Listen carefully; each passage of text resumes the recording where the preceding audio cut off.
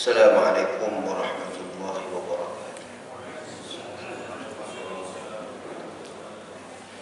Ila hadrati Sayyidina Rasulullah sallallahu alaihi wasallam, summa ila arwahi azwajihi wa dhurriyyatihi wa ashabihi wa tabi'in wa tabi'it tabi'ina lahum bi ihsanin ila yaumiddin, summa ila arwahi anbiya'il mursalin wa awliya'illahi salihin wal ulama'il 'amilin, ثم إلى أرواح مشايخنا ومعلمنا ولآبائنا ولأمهاتنا ولذوي الحقوق الواجبات علينا ولمن أحسن علينا ولجميع المسلمين والمسلمات والمؤمنين والمؤمنات الأحياء منهم والأموات.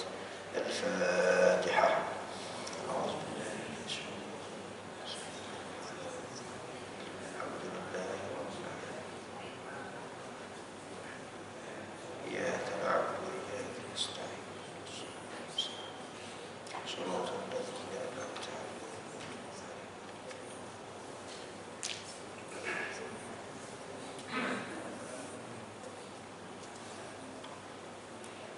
Alhamdulillahi Rabbil Alamin, wassalatu wassalamu ala ashrafil anbiya'i wal mursalin, Sayyidina wa maulana Muhammadin wa ala alihi wa ashabihi ajma'in.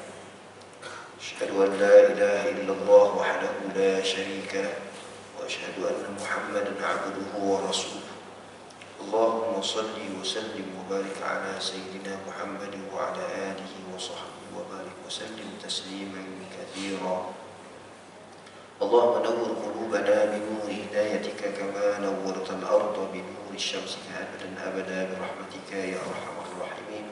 رب اشرح لي صدري ويسر لي أمري واحلل عقدة من لساني يفقهوا قولي.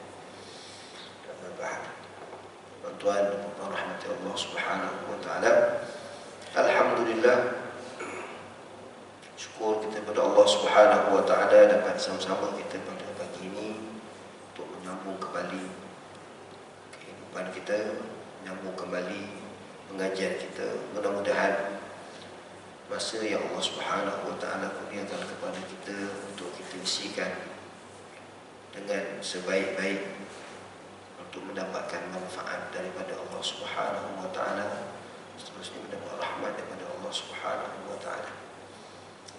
Jadi tuan-tuan dan puan-puan rahmat Allah Subhanahu wa taala, sambung bacaan kitab kita pada muka surat yang kelima, kitab Tajul Arus Al-Hawi li Tahdhib An-Nufus. Pada muka surat yang kelima ini, di bawah, tengah ke bawah sedikit. Pada pertemuan yang lepas, pengarang kitab ini iaitu Syekh Ibnu Athaillah As-Sakandari, dia menyatakan tentang hal yang terkait dengan taubat. Masih lagi daripada mula-mula kita membaca kitab ini sehingga sekarang, tentang taubat masih lagi dibicarakan oleh pengarang ini. Maka pengarang ini telah mengatakan kepada kita bahawa untuk kita mendidik jiwa kita supaya kita menjadi hamba ataupun menjadi jiwa taubat. Kita nak didik diri kita menjadi seorang pentaubat ataupun jiwa taubat, kerana berdasarkan firman Allah Ta'ala, qul in kuntum tuhibbunallaha. Jadi ayat Quran Allah Ta'ala kata wa tubu ilallahi taubatan nasuha. Allah Ta'ala pesan kepada kita dalam Quran banyak ayat, antaranya wa tubu ilallahi taubatan nasuha. Allah perintah kepada kita untuk sentiasa bertaubat kepada Allah Subhanahu wa taala. Kerana apa? Kerana kita nak masuk dalam golongan orang yang dikasihi oleh Allah Subhanahu wa taala. Kerana orang yang dikasihi itu, sebagaimana kita berdoa, kita minta pada Allah Ta'ala supaya Allah Ta'ala masukkan kita dalam golongan orang yang sentiasa bertaubat. Allahumma ja'alna minat tawwabin wa ja'alna minal mutatahhirin. Kita nak dapatkan kasih sayang Allah Ta'ala adalah jalan yang paling sebenarnya mudah, sebenarnya sangat mudah untuk dapatkan kasih sayang Allah Ta'ala, bertaubat banyak-banyak sehingga kita menjadi jiwa taubat. Apabila kita menjadi jiwa kita taubat, setiap masa kita, setiap ketika kita, setiap waktu kita, kita tidak lekang daripada kembali kepada Allah Ta'ala, sama ada dengan istighfar kita, sama ada dengan taubat, nasuhah kita dan sebagainya. Kata pengarang ini pada sebelum ini dia kata antara prasyarat yang sangat penting selain daripada mengikuti sunnah Nabi SAW dalam bab taubat. Kerana kita bila bertaubat, kita mengikut cara kita, kita mengikut selera kita dalam kita bertaubat. Jadi kita kena bermula pada hari ini, apabila nak bertaubat, ikut cara yang Nabi ajar pada kita, ikut yang apa Allah Ta'ala ajar pada kita, khususnya diambil daripada Quran dan Sunnah. Maka terbahagilah kepada dua cara. Apabila kita mengikut Nabi SAW dalam bab taubat, maka kita kena ada bahagikan kepada dua. Kerana kedua-dua ini perlu diberi perhatian. Kerana kadang-kadang kita dah kata bahawa kita mengikut sunnah Nabi, tetapi kita tak perasan dua kategori, iaitu hal-hal yang terkait dengan sunnah yang bersifat lahiriah dan juga hal-hal sifat yang kita ikut sunnah tentang perkara batiniah Nabi SAW. Jadi bila kita ikut Nabi, ikut keseluruhannya. Apa yang ada pada zahir Nabi, Nabi buat, kita buat. Apa yang Nabi buat, hal terkait dengan batiniah juga kita kena buat. Apabila kita meninggalkan salah satu daripadanya, maka sunnah yang kita buat itu tidak dapat memberi kesan kepada jiwa kita. Kerana amalan yang kita buat adalah tujuan.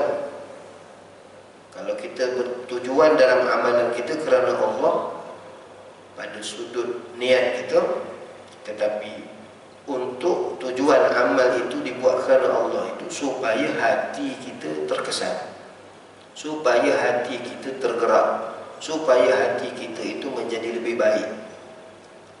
Seperti amalan sembahyang kita, puasa kita, bacaan Quran kita, semua itu amalan-amalan yang Allah ajar kepada kita supaya amalan itu memberi kesan kepada hati kita.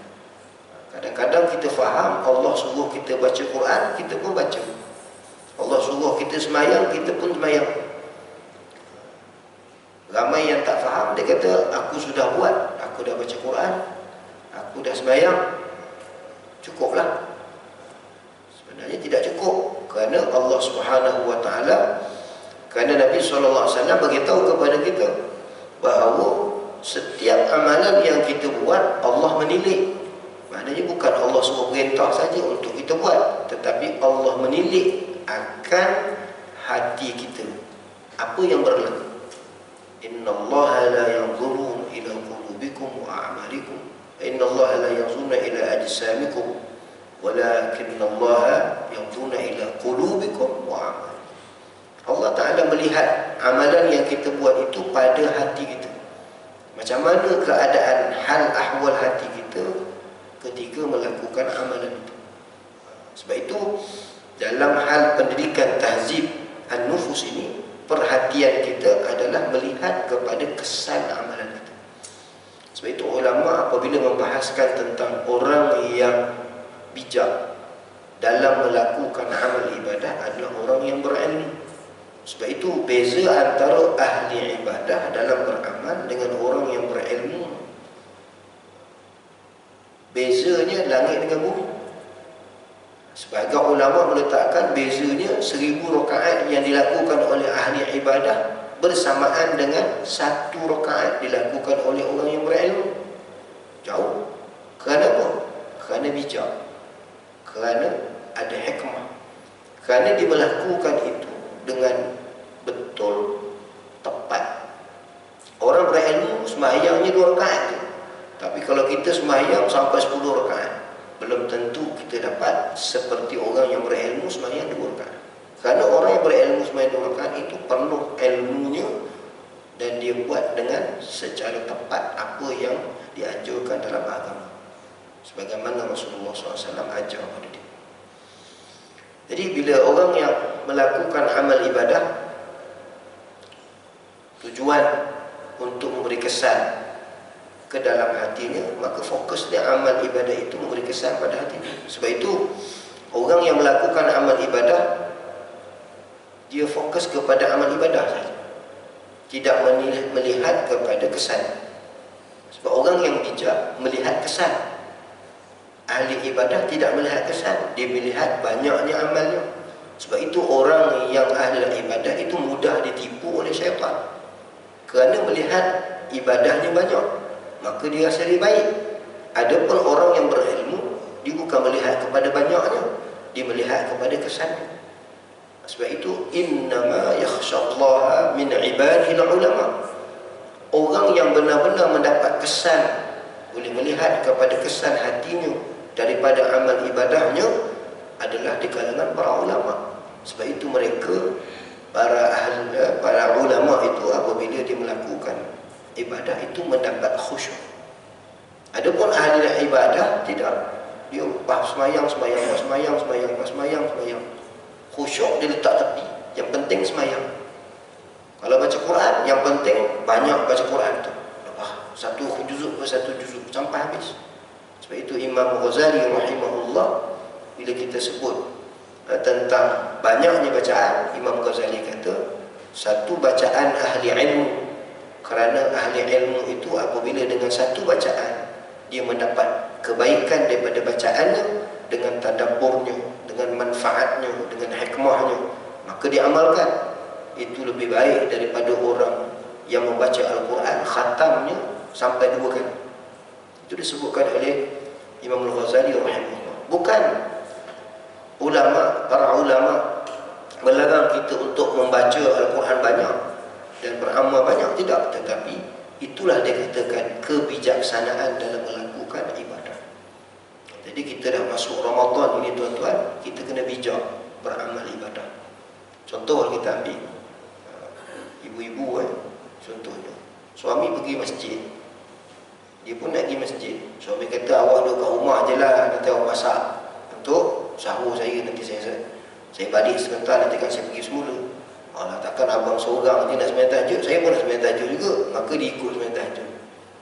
Sebenarnya kalau orang yang bijak, dia pergi masak, suami dia pergi ibadat. Sebab apa? Dalam agama kita masak, kalau ibu-ibu masak dekat dapur, pahala dapat apa sebagaimana suami buat.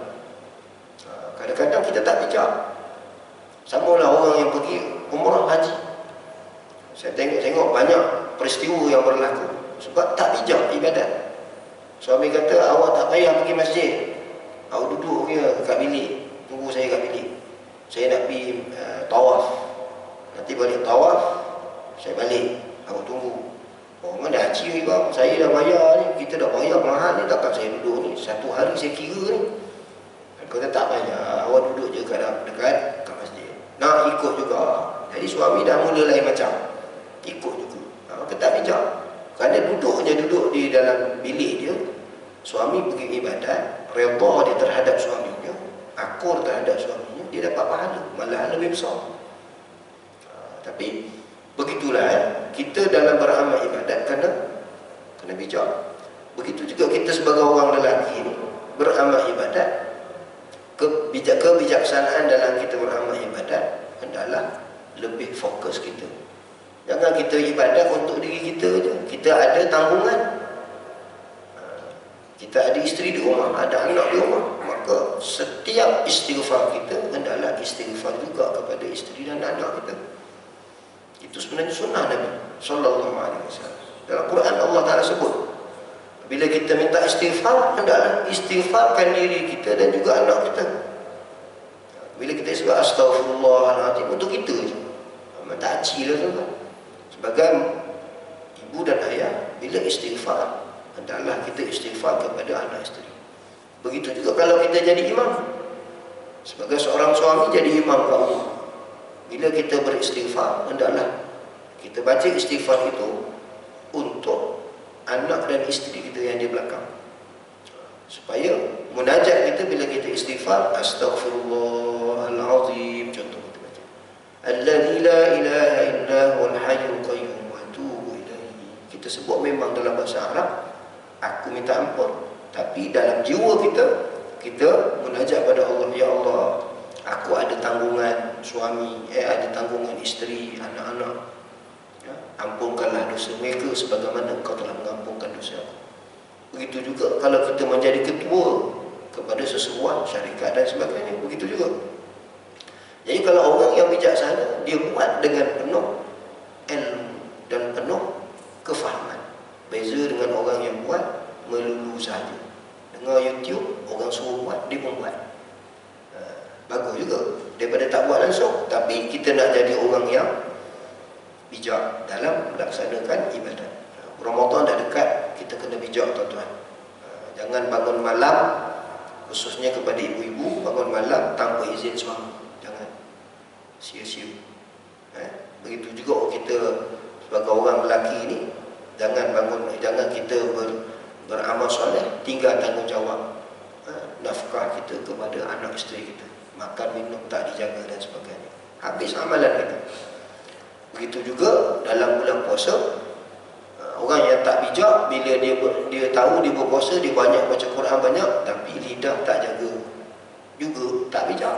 Kerana sebelum ini kalau kita baca dalam kitab ini, dia kata antara prasyarat seorang yang berusaha untuk mendidik jiwa dia sebagai jiwa pentaubat, jiwa taubat, paling pantang larang ni ialah jangan buat zalim pada orang, jangan maki hamun orang, jangan fitnah orang. Kenapa?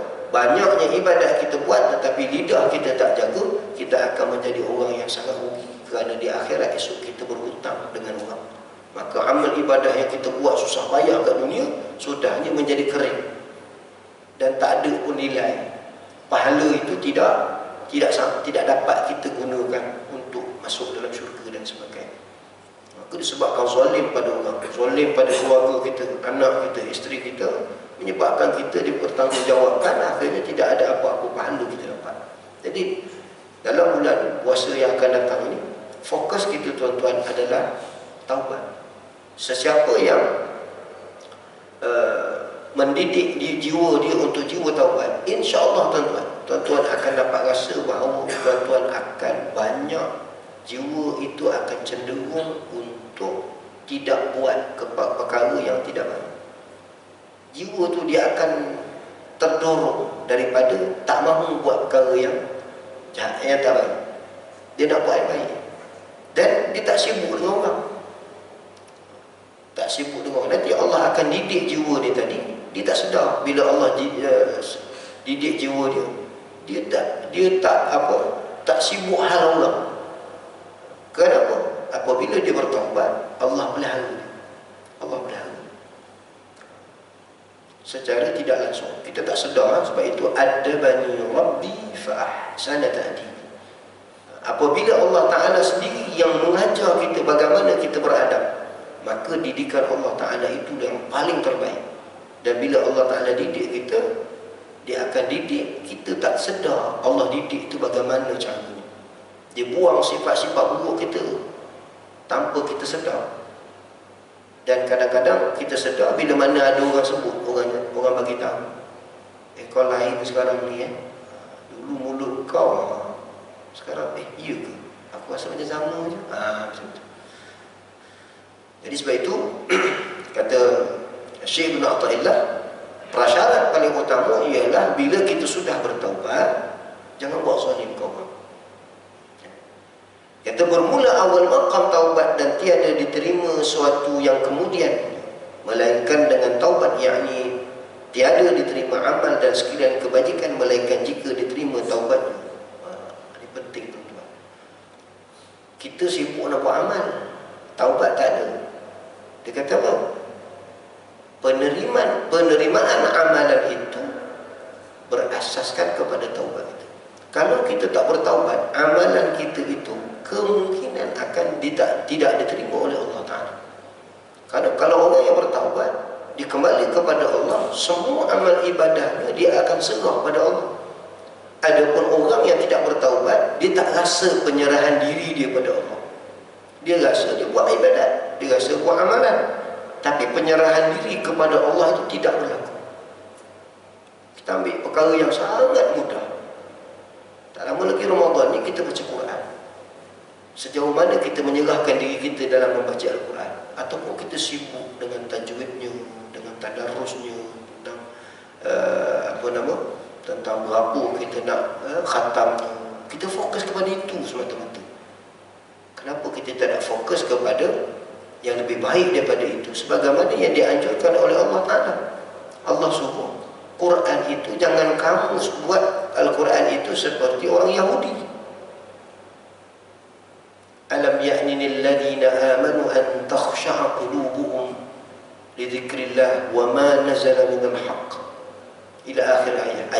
Ayat ini kalau tuan-tuan tengok, Allah Ta'ala kata apa? Kamu ni sibuk, macam-macam lah kesibukan kita. Kalau kita sibuk dengan agama kita, ya betul lah sibuk agama. Kita sibuk baca Quran, kita sibuk sembahyang. Tapi Allah Ta'ala kata apa? Alam ya'nil ladina aman an takhsha'a qulubuhum. Kenapa kamu tidak, kenapa kamu melambat-lambatkan? Kenapa kamu menepikan hal apabila kamu beramal itu dalam perkara yang berkaitan dengan khusyuk? Sebab ayat ini teguran Allah Ta'ala kepada para sahabat. Kerana para sahabat ketika itu, dia dah ramai, orang Islam dah mula ramai. Tumpuan, bila dah ramai, banyak sembang, dia kawan ramai, senang, mudah. Kalau dulu masa awal-awal Islam dulu, orang musyrik tekan, maka fokus dia untuk beribadah, ingat kepada Allah dan sebagainya, itu kuat. Tapi bila dah duduk dekat Mekah, Madinah, dia rasa senang. Maka Allah tegur, alam ya'nil ladzina amanu an takhsha'a qulubuhum. Kenapa? Dah hilang fokus ke? Mana khusyuk kamu? Allah Ta'ala tegur.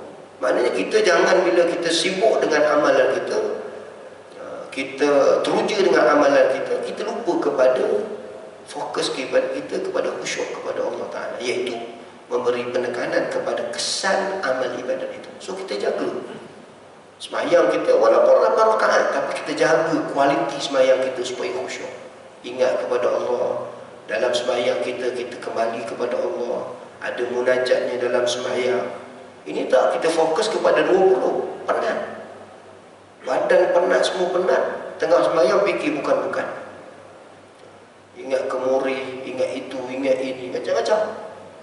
Akhirnya 20 rakaat hanya pada lahiriah, pada kesan batiniah itu tidak ada. Maka kita tidak termasuk dalam orang yang mengikut sunnah Nabi SAW. So kali ini, Ramadan kali ini, fokus kita tuan-tuan adalah untuk supaya hati kita terkesan daripada amal ibadat kita. Maka carilah taubat. Bermulalah Ramadan ini, kita letakkan satu target kita, cita-cita kita. Ramadan ini adalah aku nak pengampunan Allah Ta'ala, aku nak pengampunan. Maka bermula Ramadan ini dengan istighfarnya, dengan minta ampunnya. Setiap apa kita buat, kita tak lekang daripada kembali pada Allah. Walaupun kita tak semayang, maksudnya kita duduk di pejabat, kita buat kerja, istighfar kita terus menerus, supaya Allah ampun dosa kita. Jadi amal ibadat yang kita buat tertakluk kepada sejauh mana kita banyaknya bertaubat. Kadang-kadang kita tak perasan hal ini tuan-tuan. Kita tak perasan bahawa taubat itu sangat penting. Kita banyakkan ibadat, tapi taubat tinggal. Kalau tuan-tuan, kalau kita dah bermula dengan nak mendidik jiwa kita bertaubat tuan-tuan, nanti Allah akan ingatkan kepada kita. Apa dia? Setiap kali ibadat kita akan rasa, ya Allah, aku ni banyak dosa, ya Allah, aku minta ampun. Dia akan lalu sepintas lalu saja. Sepintas lalu dia lalu. Ya Allah, aku ni banyak dosa, ya Allah, ampunkan aku. Kita pun Allahu Akbar, semayang.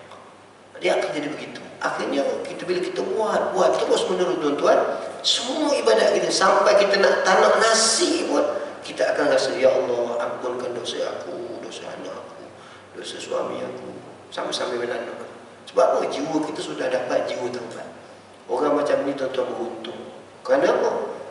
Kita tidak inginkan selain daripada keampunan daripada Allah. Dapat keampunan tuan-tuan, selamat dunia akhirat. Selamat dunia akhirat. Tuan-tuan dan puan-puan rahmati Allah Subhanahu wa taala. Maka dia kata bermula misal seorang hamba Allah apabila berbuat ia akan dosa dan maksiat seperti periuk yang baru dinyalakan api di bawahnya. Orang yang buat maksiat, kalau periuk dibakar, maka kesan daripada bakar tadi akan di belakang periuk itu akan ada kesan hitam. Satu saat maka jadilah hitam periuk itu dengan sebab asap api, maka jika segera engkau basuh akannya. Kita lepas masak, kita ambil periuk itu, kita pun sentak dia, bersihlah dia. Nanti bila kita nak guna, bersih. Tapi kalau kita biarkan maksiat tadi, kita tak bersihkan dia, maka semakin lama semakin hitam, semakin lama semakin hitam. Bila hitam itu semakin lama semakin tebal, kita nak bersih pun susah. Bila susah, itulah menyebabkan hidup kita menjadi sempit. Sebab apa? Jiwa kita dah penuh dengan dosa, kita tak bersihkan dengan taubat, maka jiwa kita resah. Kita semayang tapi tak tenang.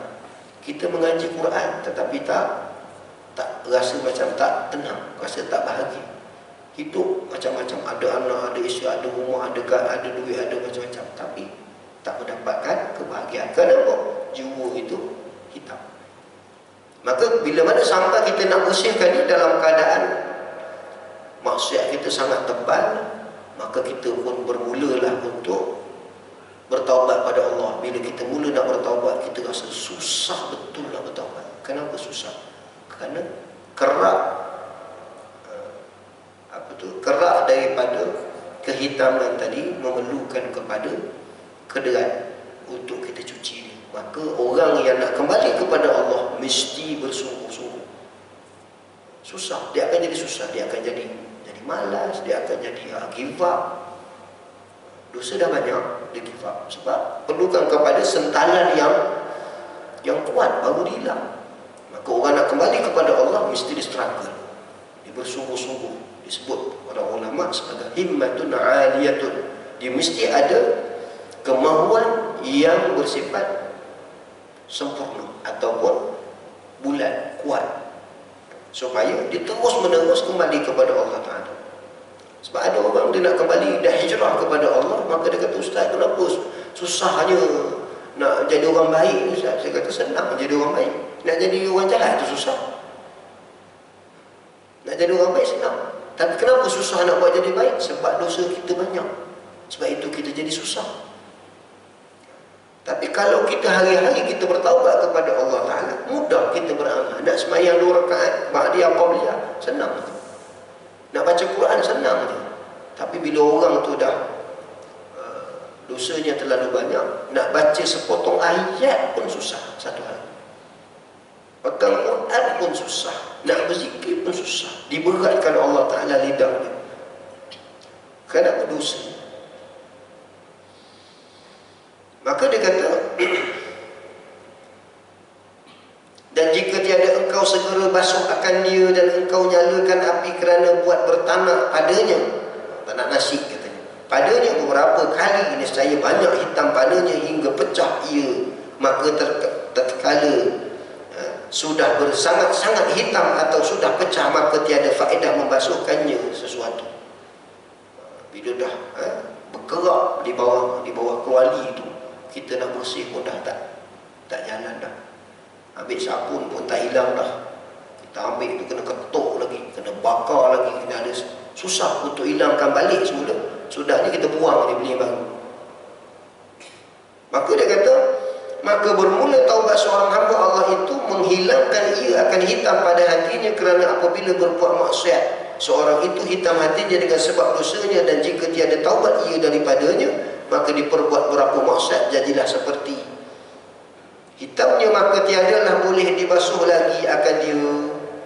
Tak boleh basuh lagi dengan segera, seperti emas bercampur dengan tembaga.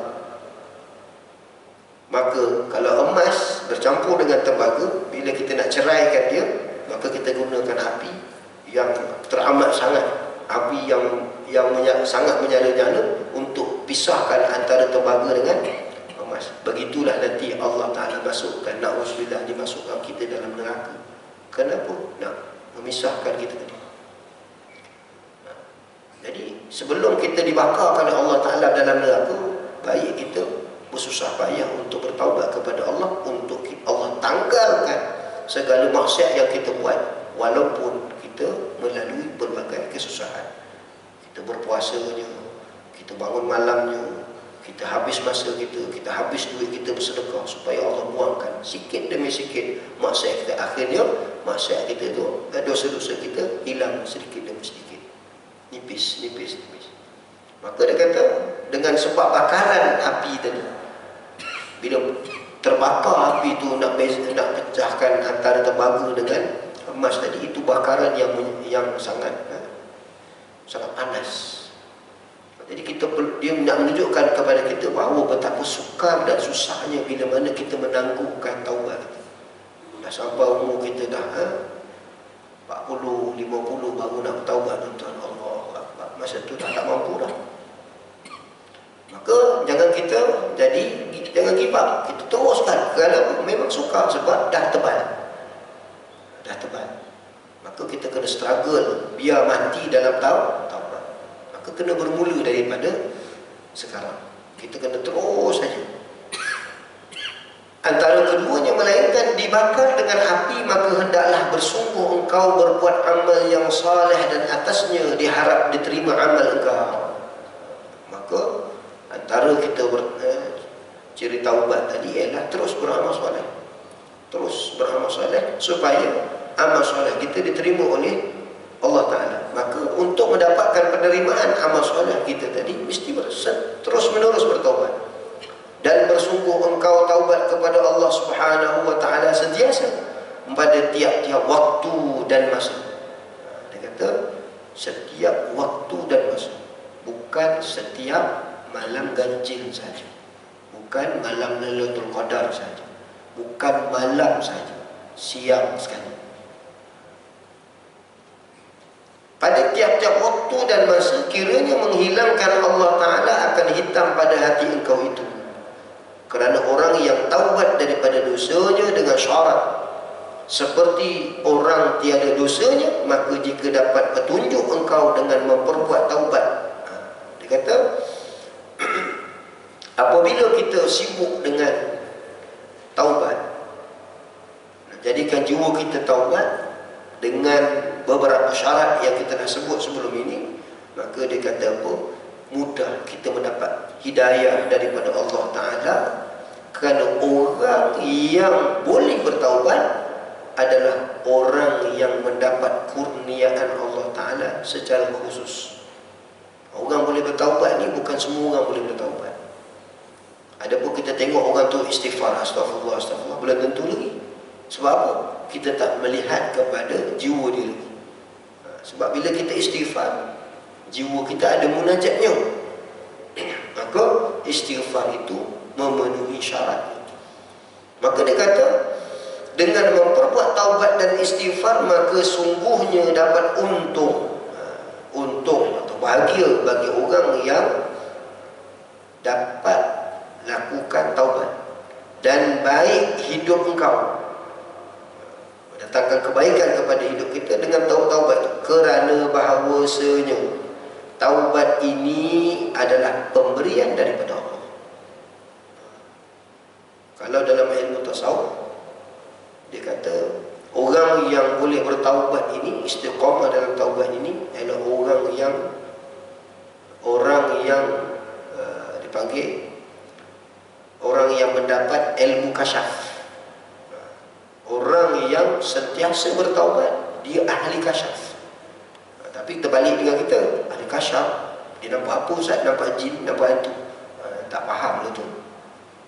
Kadang-kadang bila kita sebut tentang kasyaf, nampak jin, nampak hantu, nampaklah benda-benda yang tak nampak, boleh baca hati orang. Dalam ilmu tasawuf, bila sebut tentang kasyaf, ialah terbuka hijab hatinya sehingga dia melihat kepada dosanya. Terbuka hatinya melihat segala kekurangan itu ada pada diri dia. Itu kasyaf. Maka orang yang sentiasa bertaubat kepada Allah, dia termasuk dalam golongan orang yang ahli kasyaf. Sebab itu Ibn Khaldun, apabila dia bicarakan tentang mujahadah, ataupun kesungguhan dalam melakukan amal ibadah, maka dibahagikan beberapa kategori. Kategori yang paling tinggi sekali disebut mujahadatu al-kashf wal-ittila'. Al-kashfi, iaitu kasyaf.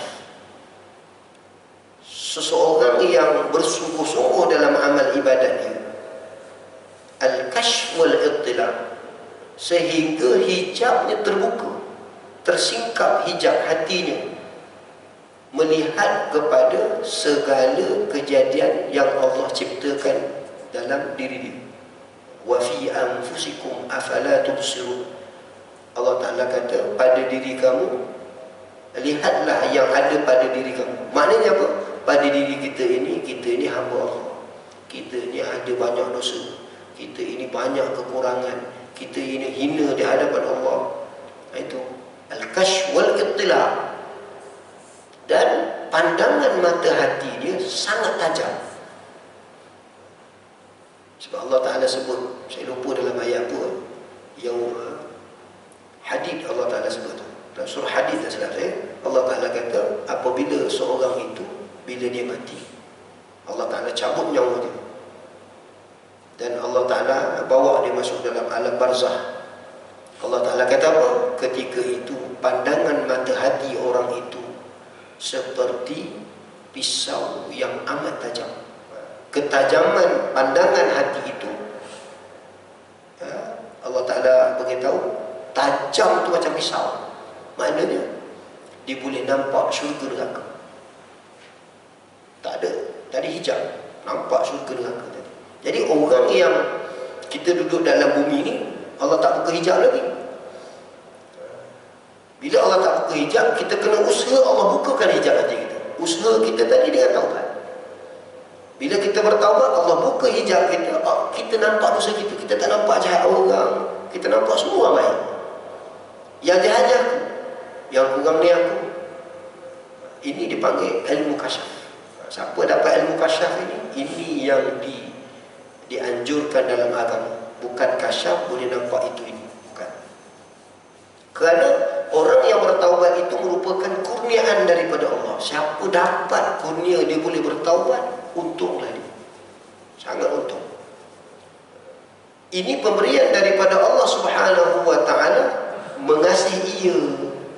Bila kita dibukakan hati kita untuk bertaubat kepada Allah, terus Allah sayang pada kita. Bukti Allah kasih seseorang itu apabila dibukakan pintu hatinya untuk bertaubat kepada Allah dengan sesungguh-sungguhnya, maka dia mendapat kasih sayang Allah. Allah bagi kasih sayang. Ia sekira-kiranya menghendak ia daripada hambanya, kerana terkadang dapat petunjuk dengan taubat itu hamba yang jahat. Rupa dia orang yang jahat. Sebab itu innallaha yuhibbut tawwabin wa yuhibbul mutatahhirin. Allah itu sayang kepada orang yang yuhibbut tawwabin. Kenapa disebut yuhibbut tawwabin? Kalau kita faham, orang yang sentiasa bertaubat dia mesti banyak dosa. Bukan, itu salah faham. Ada orang yang tak buat dosa tapi dia bertaubat. Siapa dia? Nabi. Nabi tak berdosa tapi taubatnya banyak. Maka sebab itu Nabi Nabi itu adalah kekasih Allah. Kerana taubatnya tadi bukan disebabkan oleh dosanya. Taubatnya tadi adalah dia nak mendekatkan diri dia kepada Allah dengan taubat, maka Allah kasih pada dia. Sebab itu Allah kata yuhibbut tawwabin wa yuhibbul mutatahhirin. Orang yang sibuk bersihkan hati dia, mutatahhirin. Jadi orang yang buat jahat, apabila dia tersedar kemudian dia bertaubat kepada Allah, maka dia itu mendapat kurnia daripada Allah kerana dia rasa dah bertaubat dan kembali kepada Allah Ta'ala. Maka dia kata sikit lagi ni, hamba yang jahat rupa kakinya sudah binasa. Apa dia kata? Tiada Tuhannya yang baik rupa dan selamat anggotanya. Terkadang dapat petunjuk dengan isterinya, iaitu tiada suaminya. Dengan orang yang muda, tiada orang yang sudah lupa. Maka Jika dapat untung engkau daripada taubat, maka sebenarnya kasih engkau akan dikau Allah Subhanahu wa taala, kerana innallaha yuhibbut tawwabina wa yuhibbul mutatahhirin. Seorang itu bila dia buat jahat, dia tak kira lah sama ada orang tu siapa pun. Suami mungkin dia tak dapat suami dengan isteri. Kita ni rapat suami isteri. Perbuatan jahat kita, suami tak tahu apa isteri buat jahat, isteri juga tak tahu kita buat jahat. Tapi bila kita kembali kepada Allah Ta'ala, kedudukan kita dengan Allah Ta'ala, suami tak tahu kedudukan isteri di hadapan Allah Ta'ala, begitulah sebalik. Bila mana kita bertaubat kepada Allah Ta'ala, Allah angkat kita. Walaupun kita dah biasa dari sudut zahir antara suami isteri ni, tapi bila kita bertaubat kepada Allah Ta'ala, Allah angkat. Allah kurniakan kebaikan kepada pasangan kita. Kenapa? Kerana taubatnya tadi. Sama juga dengan orang yang berbuat maksiat. Kita nampak orang bermaksiat ni berdosa, tapi bila mana dia bertaubat kepada Allah Ta'ala, kita yang duduk dalam surau ni, kedudukan kita mungkin lebih rendah daripada orang yang buat dosa tadi. Kenapa? Dia dapat taubat. Di sisi Allah Ta'ala dia dekat. Jadi kesan daripada ataupun manfaat daripada kita bertaubat kepada Allah Subhanahu Wa Taala ini banyak, terlalu banyak. Nanti kita akan sambung lagi. Sampai kat sini dia sebut tentang seseorang yang menjadikan jiwa taubat, dia akan mendapatkan kasih sayang Allah Subhanahu Wa Taala. Bila dapat kasih sayang Allah Subhanahu Wa Taala, selamat kita tuan-tuan, dunia dan akhirat kita, insya-Allah. Saya rasa setakat ini saja dahulu pertemuan kita pada pagi ini. Mudah-mudahan pertemuan kita dalam Ramadan ataupun lepas Ramadan nanti, pertemuan yang akan datang insya-Allah taala, mudah-mudahan kita dapat melalui Ramadan pada kali ini adalah Ramadan yang mendapatkan keampunan daripada Allah Subhanahu Wa Taala. Kita jangan lupa, pernah Nabi menyebutkan tiga doa yang mana tiga doa malaikat Jibril yang mana diaminkan oleh Rasulullah SAW dengan tiga amin sebelum Rasulullah naik atas mimbar. Tuan-tuan ingat, sebab bulan puasa dah dekat sangat ni, apa antara doanya? Saya sebut salah satu daripadanya, iaitu kata Jibril, dia kata, celakalah bagi orang yang dapat bertemu dengan Ramadan dan dia melalui Ramadan itu, apabila dia mengakhiri Ramadan, dia tidak mendapat keampunan daripada Allah Subhanahu Wa Taala. Nabi kata amin. Maka tuan-tuan, masuk Ramadan ini fokus kita mendapat keampunan daripada Allah. Setiap huruf yang kita baca dalam Al-Quran, serahkan diri kita pada Allah. Serahkan diri kita pada Allah. Setiap perkataan yang kita keluar daripada mulut kita untuk baca Quran dan sebagainya yang baik-baik, serah pada Allah. Jangan kita rasa kita baik, jangan kita rasa kita hebat dan sebagainya. Begitu juga setiap rakaat yang kita sembahyang dalam bulan Ramadan, serahlah diri kita pada Allah. Kita rasa kita ini hamba Allah yang banyak kesalahan dan silap. Mudah-mudahan Allah Ta'ala ampun dosa kita. Kita bertemu dengan Allah Ta'ala dalam keadaan jiwa kita bersih, InsyaAllah Ta'ala. Jadi setakat ini sahaja dahulu. Aku qauli hadza wa astaghfirullahal azim li wa lakum. Wassalamualaikum warahmatullahi ta'ala wabarakatuh.